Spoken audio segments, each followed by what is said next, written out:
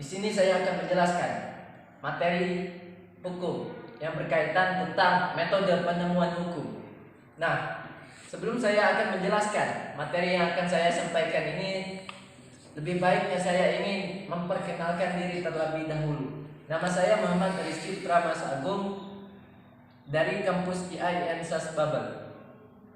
Langsung saja saya akan sedikit menjelaskan materi tentang metode penemuan hukum.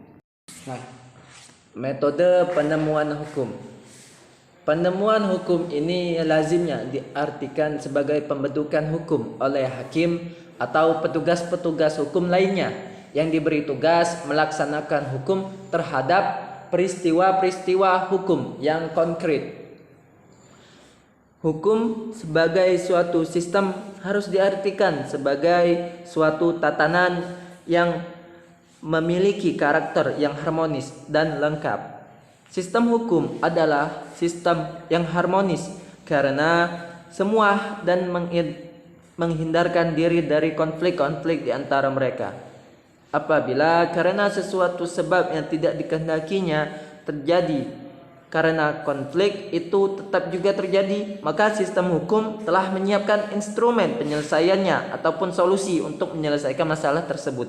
Ini berarti sistem hukum telah dilengkapi dengan berbagai fasilitas agar ia dapat bekerja dengan sebaik-baiknya. Di sisi lain, sistem hukum juga merupakan sistem yang terbuka untuk mempengaruhi dan dipengaruhi sistem-sistem lainnya di luar dirinya. Artinya, sistem hukum itu juga menghadapi perubahan-perubahan sehingga apa yang semula diasumsikan sudah pasti, adil, dan bermanfaat menurut hukum ternyata mengalami pergeseran-pergeseran. Maka hukum dituntut untuk menyesuaikan dengan perubahan-perubahan tersebut.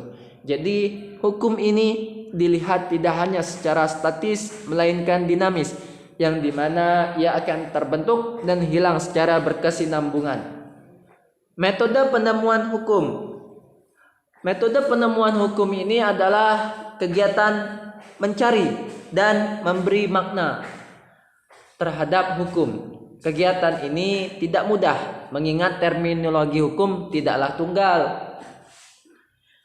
Dalam ulasan yang akan saya sedikit paparkan ini, makna hukum tersebut akan lebih dipersempit kepada norma-norma positif dalam sistem perundang-undangan.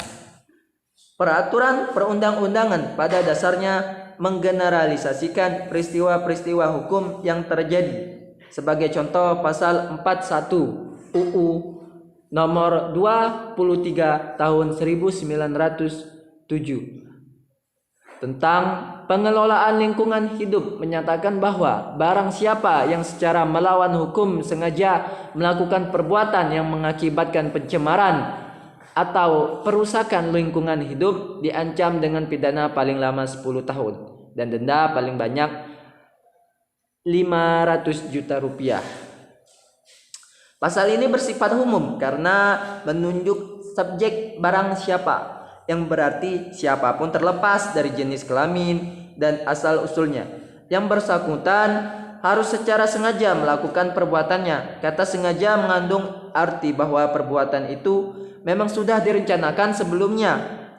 Undang-undang sendiri tidak merumuskan seperti apa perencanaan tersebut untuk diserahkan kepada aparat penegak hukum untuk menetapkannya dalam penuntutan sampai kepada putusannya di pengadilan. Oleh karena itu, peraturan perundang-undangan itu bersifat umum dan abstrak. Maka rumusan kalimatnya sering tidak cukup jelas tatkala berhadapan dengan peristiwa konkret yang terjadi. Kata barang siapa yang saya sebutkan tadi, misalnya, apakah termasuk juga orang-orang yang belum dewasa? Ataukah termasuk badan usaha? Untuk menjawab pertanyaan-pertanyaan seperti itu, diperlukanlah penguasaan terhadap metode penemuan hukum ini. Ada banyak aliran penemuan hukum. Namun, untuk mudahnya dapat disebut dua kelompok besar, yaitu aliran yang menggunakan the textualist approach atau focus on text, dan juga the purpose The purposive approach focus on purpose.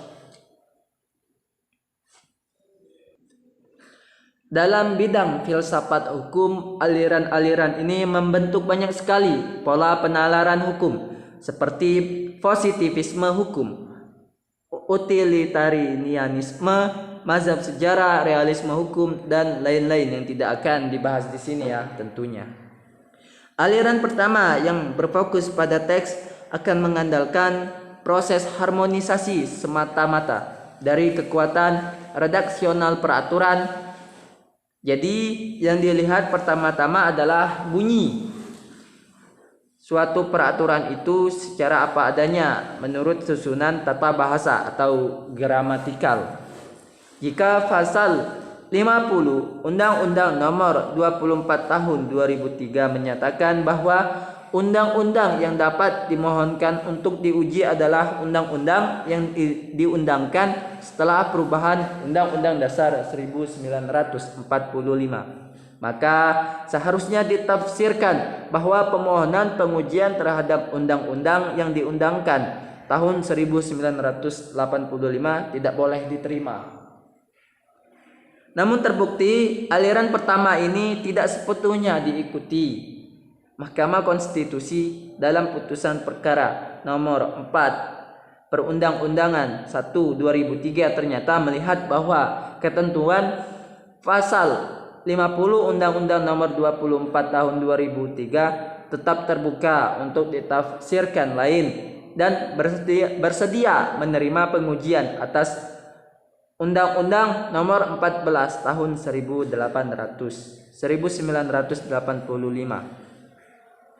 Menyadari adanya kelemahan dua aliran inilah, maka seorang ahli hukum Indonesia, Mokhtar Kusumaat Maja, mengintroduksi suatu teori yang disebutnya teori hukum pembangunan.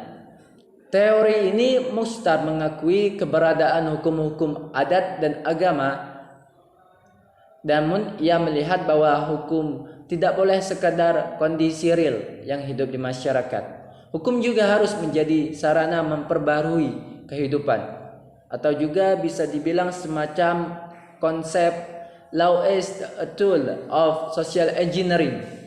Jadi pembaharuan yang dimaksud oleh Mokhtar tidaklah lain adalah pembangunan mengikuti arahan pemerintahan order baru. Melalui pola pikir ini, Mokhtar lalu memberi prioritas pada pembuatan peraturan perundang-undangan di wilayah hukum yang netral, dalam arti tidak bersinggungan terlalu erat dengan adat dan agama yang ada di kehidupan masyarakat. Sementara untuk bidang hukum yang non netral tetap dibiarkan seperti apa adanya.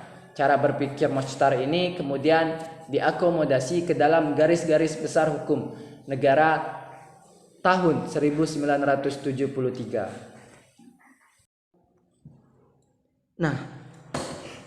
Dengan apa yang telah saya sedikit jelaskan tadi, metode-metode penemuan hukum dapat dikelompokkan berdasarkan dua kelompok besar yang saya sebutkan tadi.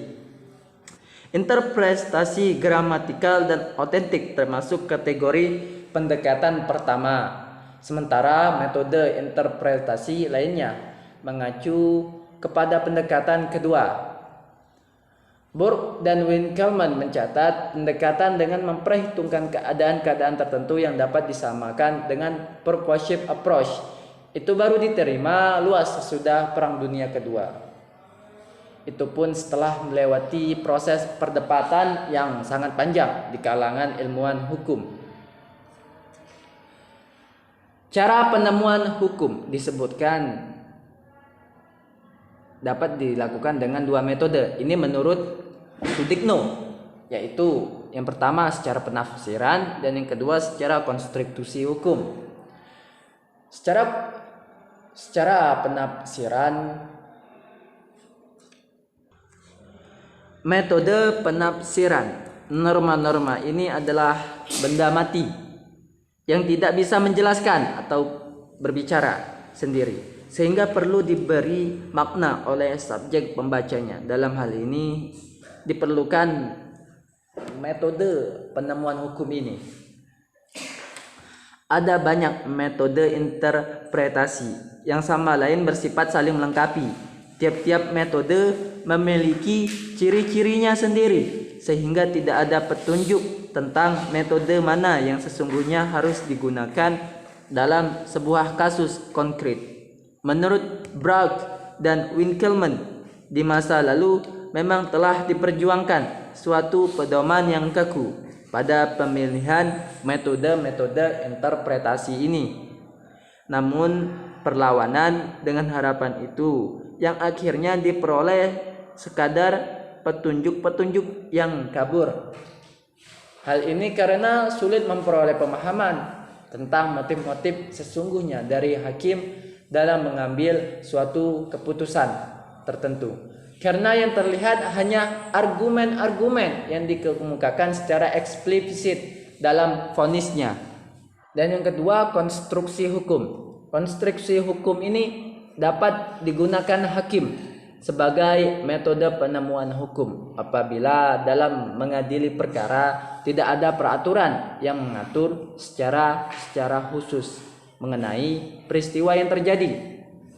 Konstruksi hukum ini dapatlah kita lihat dilakukan dengan menggunakan logika berpikir secara argumentum per analogiam atau sering disebut analogi. Dan yang kedua, penyempitan hukum. Yang ketiga, argumentum a contrario atau sering disebut a contrario. Analogi atau argumentum per analogiam hanyalah salah satu dari metode konstruksi. Di luar itu terdapat penghalusan hukum atau penyempitan hukum dan argumentum a contrario.